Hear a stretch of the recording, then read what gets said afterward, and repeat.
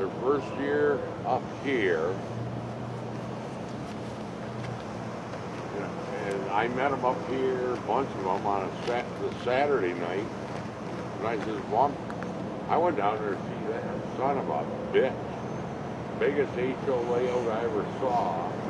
And they said, well, there's another club that's got one a little bigger. They took up a quarter of that room. The convention center up there, and you know, they do this over their phones. They got trains running. When I got up there, the guy I talked to on a Saturday night, this coal train's going by, HO scale, this big giant layout. It's going by Norfolk Southern coal cars.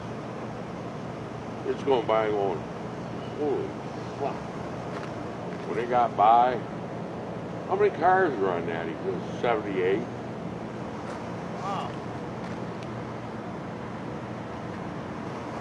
Yeah, that was the first year here. But that's basically one of the reasons I missed the show last year, but went this year and it was, yeah, $7. It wasn't worth $7 to get in. No. Probably like worth $4, but these yin-yangs out here are, this year we're sponsoring it. Trying to make money. Oh yeah. Saw some of them guys. A lot of them from PhD that are on the board and that now. They didn't say hi to me. No? They just looked at me. Chad, Steve Harvey, the treasurer, and the only guy when I was leaving, TJ Gaffney, he's not on the board anymore, he's probably still a member, but he had a couple tables set up and he says, hi Slammer. I go, hi TJ, how are you? So I went up there to see some people I haven't seen in years.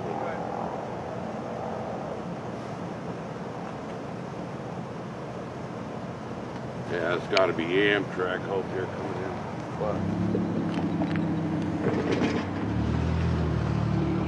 the guy from Redford had a table set up, and I got some Grand Trunk boxcars.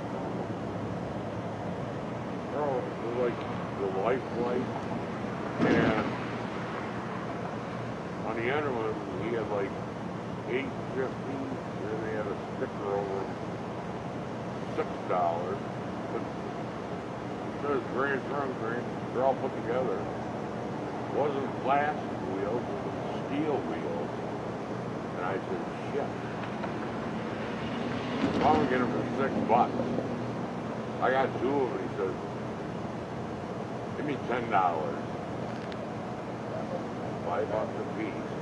Another guy I know down there, you end up buying anything? Yeah, I spent $10. Got some of these Grand Trunk boxcars. He says, you know what them cost brand new? They're like $25. I go, yeah, well, and it's all right to look at that stuff. They got books and pictures and N-scale layout, running trains. I basically went down. Then Sunday night up here after it's done, about 8 of them guys pulled in here from Miami of Ohio Train Club that had that giant layout. And I said, I think it was good. They were just pulling up here to see trains. I just, you guys you're not heading home tonight. No. Brought up the Comfort Inn. We're heading home tomorrow morning. Yeah, when they come here, I got disappointed looking for trains. I get disappointed looking for trains around here. Well, I think they saw one Saturday night before they took off.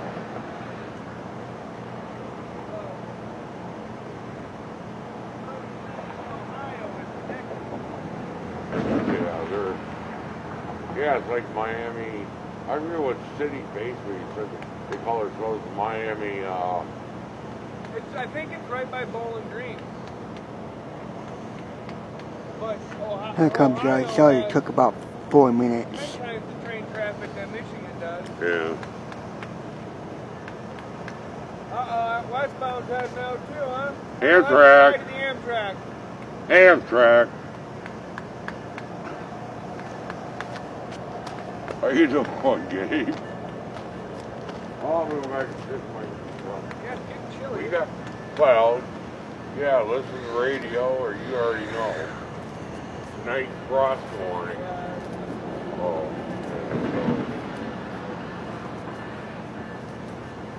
Whatever, what are you going to do? The other day, well, it was like 70 something. That was gorgeous, yeah. Yeah. Whatever now. Seems like it's never going to get this year. All right. Every other fucking day. Mostly inside work. Oh, good for you.